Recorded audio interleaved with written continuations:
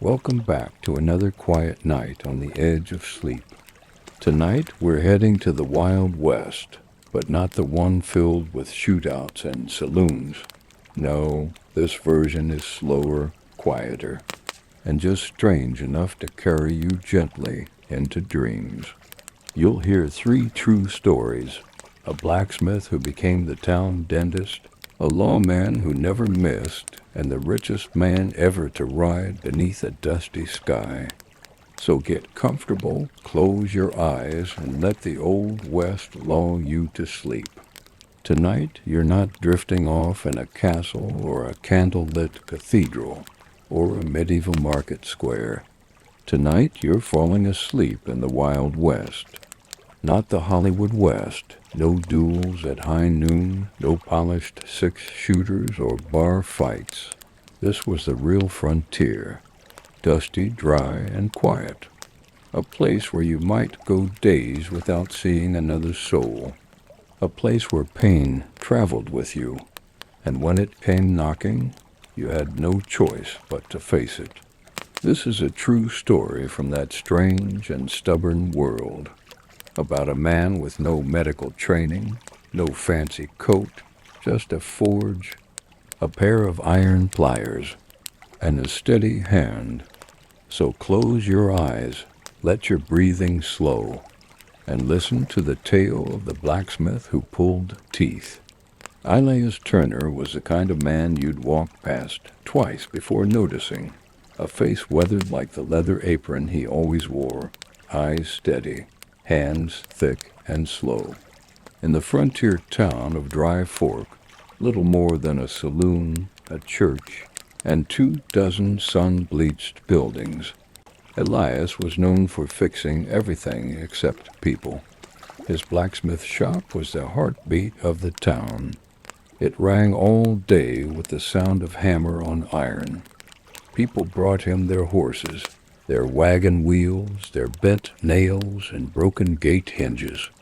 Elias worked in silence the way his father taught him, not because he was shy, but because he believed words were wasted if your hands could do the talking. That changed one summer afternoon.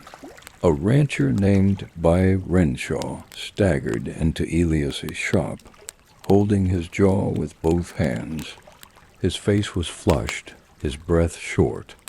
A molar had gone bad, swollen, rotting. He'd tried whiskey, chewing tobacco, prayer. Nothing helped, and there was no doctor. "Elias," Bio groaned, "I need it out. I don't care how." Elias looked around, at the tongs, the files, the pliers. He didn't say a word, just lit the oil lamp, rolled up his sleeves, and picked the smallest pair he had. Bio sat on a hay bale, bit on a strip of leather. The tooth came out with a wet snap.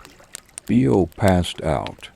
The next morning he was smiling, lopsided, sore, but thankful. "Best Dan toothsmith in the West," he told everyone. Word spread. Soon Elias was pulling teeth every week. People came on foot, on horseback, even in wagons. He never charged more than the price of a horseshoe, and never turned anyone away.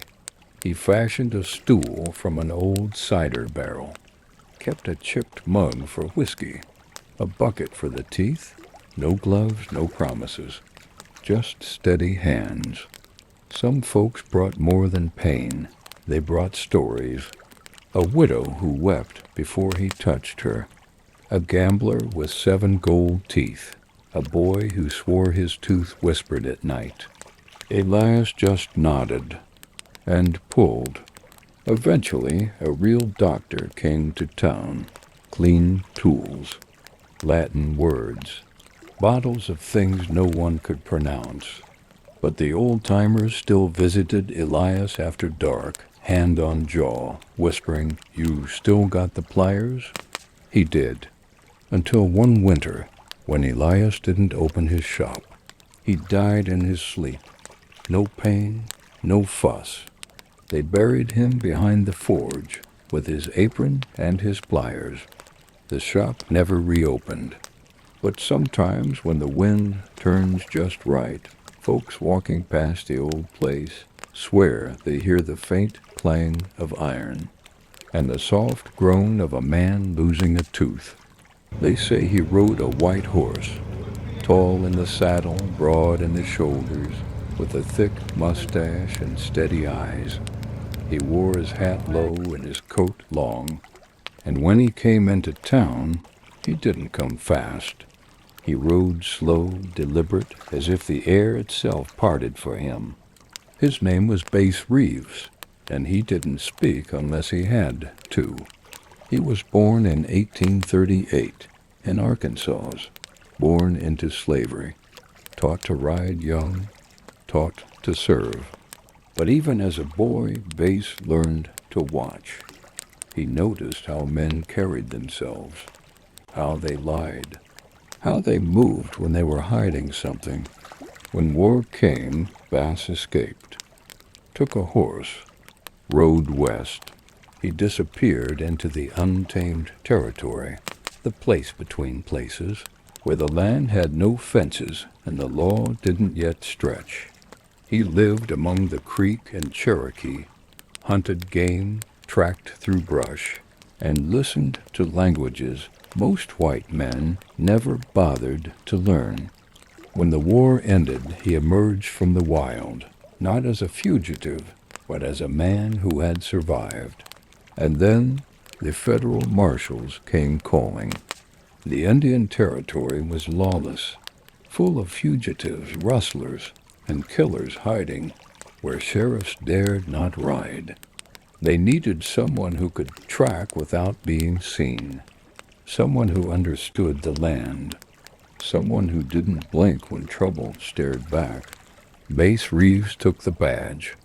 They handed him warrants. He handed back results. He rode alone, day after day, river after river, through storms and drought. He knew the sound of a man lying from half a mile away.